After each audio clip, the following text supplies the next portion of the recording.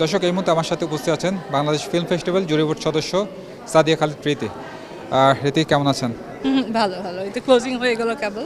যেহেতু আজকে শেষ হলো ফিল্ম ফেস্টিভ্যাল, আবার আগামী বছরের জন্য অপেক্ষা থাকতে হবে, আসলে এই দিনটি আসলে কেমন লাগে? এই দিনটিতে একটা রিলিফ লাগে যে না, এই বছরের ফেস্টিভ্যালটা আমরা ঠিকঠাকভাবে সম্পন্ন করতে পেরেছি এবং হয়তোবা আর কয়েকদিনের মধ্যেই শুরু হয়ে যাবে সামনের বছরের প্রস্তুতি। অলরেডি তো অ্যানাউন্সমেন্ট দিয়েছে যে 25তম উৎসব হতে যাচ্ছে জানুয়ারি 9 থেকে 18, 2026। যেহেতু এবার অনেকগুলো ফিল্ম এবার প্রদর্শিত হয়েছে, আগামী বছর কি ফিল্মের সংখ্যা বাড়ার সম্ভাবনা আছে? ফিল্মের সংখ্যা সাধারণত এরকমই থাকে। ফিল্মের সংখ্যা আমরা কোনো মানে কমানো বা বাড়ানো সেটার মধ্যে যাইনি। আমাদের বাজেটের স্বল্পতা ছিল, কিন্তু সেটার জন্য হয়তোবা আমরা গেস্ট কম এনেছি বা অন্যান্য দিক থেকে অনেক বাজেট কাট হয়েছে, কিন্তু সিনেমার নাম্বার বা সিনেমার কোয়ালিটি ওই দিকে আমরা কোনো কম্প্রোমাইজ করিনি। পার্টিসিপেট যারা করেছেন দেশি এবং বিদেশি চলচ্চিত্র সব কিছু মিলে আসলে এবার আয়োজনটা কেমন ছিল আপনার দৃষ্টিকোণ থেকে কি মনে হয়?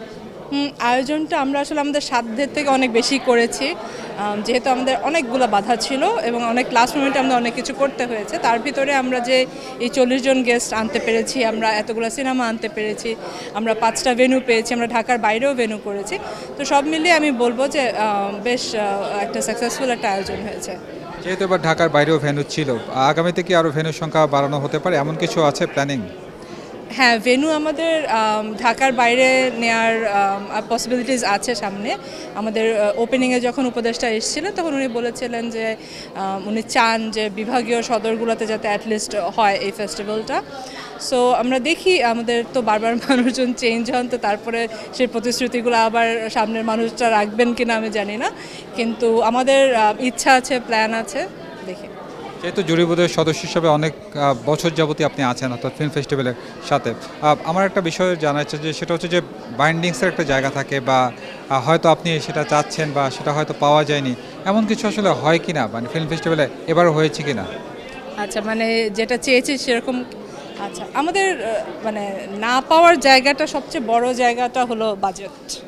হ্যাঁ, একটু যদি আমাদেরকে একটা ফিক্সড একটা বাজেট দিত, এটা হলেই আমাদের আর কিছুই লাগে না।